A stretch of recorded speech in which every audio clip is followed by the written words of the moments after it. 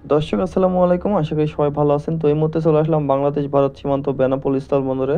তো অনেকেই প্রশ্ন করেছেন যে ভাই বেনাপোল বর্ডার দিয়ে ট্যুরিস্ট ভিসা নিয়ে কবে থেকে যেতে পারবো এবং ট্যুরিস্ট ভিসা কবে থেকে চালু হবে এবং ইন্ডিয়ান মেডিকেল ভিসা নিয়ে গেলে এই মুহূর্তে কোনো সমস্যার সম্মুখীন হতে হচ্ছে কিনা এবং বেনাপোল দিয়ে গেলে বাংলা টাকা টু ইন্ডিয়ান টাকা কেমন যাচ্ছে এটা নিয়ে অনেকেই প্রশ্ন করেছেন। তো আজকের ভিডিওতে এ টু জেড জানাবো। তো অবশ্যই ভিডিওটা সম্পূর্ণ দেখে যাবেন আর আমাদের চ্যানেলে নতুন হলে চ্যানেলটি সাবস্ক্রাইব করে রাখবেন এবং পাশে থাকা বেল আইকনটি বাজিয়ে দেবেন যাতে পরবর্তী ভিডিও আপডেট দেওয়ার সাথে সাথেই আপনার নোটিফিকেশনটা পেয়ে যান। তো দর্শক ইতিমধ্যে প্রথম বলে রাখি ট্যুরিস্ট ভিসা কবে থেকে ছাড়বে এটা নিয়ে বেশি প্রশ্ন করছেন ইতিমধ্যে। তো প্রথমত বলে রাখি যেটাই ইন্ডিয়ান হাই কমিশনার কিন্তু এখনও পর্যন্ত নির্দেশনা দেয়নি, যেই কারণে কিন্তু ইন্ডিয়ান ট্যুরিস্ট ভিসাটা দিচ্ছে না। তবে মেডিকেল ভিসাটা কিছু পরিমাণ সিলাট বাড়ানো হয়েছে, সেই ক্ষেত্রে মেডিকেল ভিসাটা অনেকেই পাচ্ছেন। তো আবার অনেকেই কী করছেন যে ভুয়া ডকুমেন্টস দিয়ে কিংবা ভুয়া কাগজপাতি দিয়ে মেডিকেল ভিসা লাগানোর চেষ্টা করছেন, যেটা ট্যুরিস্ট ভিসা বন্ধ আছে সেই কারণে। তো এগুলো থেকে আপনারা বিরত থাকবেন, আপনাদের সতর্ক করে দিলাম।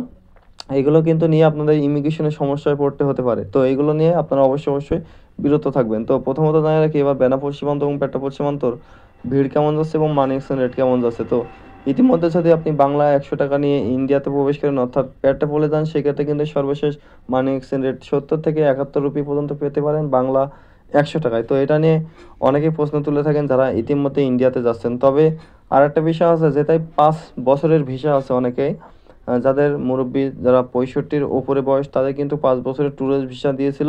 সেই ভিসাগুলো নিয়ে ইতিমধ্যে ইন্ডিয়াতে প্রবেশ করতে পারবে কিনা। তো অবশ্যই যেতে পারবেন যদি আপনাদের ভিসার মেয়াদ থেকে থাকে, সেই ক্ষেত্রে কিন্তু সর্বশেষ 10 দিন, যদি 10 দিন ভিসার মেয়াদ থেকে থাকে সেক্ষেত্রে আপনারা ইন্ডিয়াতে ট্যুরিস্ট ভিসা নিয়েও প্রবেশ করতে পারবেন।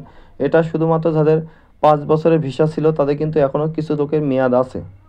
তো সেইগুলো নিয়ে আপনারা প্রবেশ করতে পারেন। এই ছিল মূলত আজকের বাংলাদেশ ভারত সীমান্ত বেনাপোল পেট্রাপোল সর্বশেষ আপডেট। আর যদি আপনাদের কিছু জানার থাকে অবশ্যই ভিডিওর কমেন্ট বক্সে কমেন্ট করতে পারেন। তো আজকে এটাই পর্যন্তই। সবাই ভালো থাকবেন, সুস্থ থাকবেন। দেখা হবে নতুন কোনো আপডেট নিয়ে, নতুন কোনো ভিডিও নিয়ে। তো সবাই সাথে থাকবেন। খোদা হাফেজ।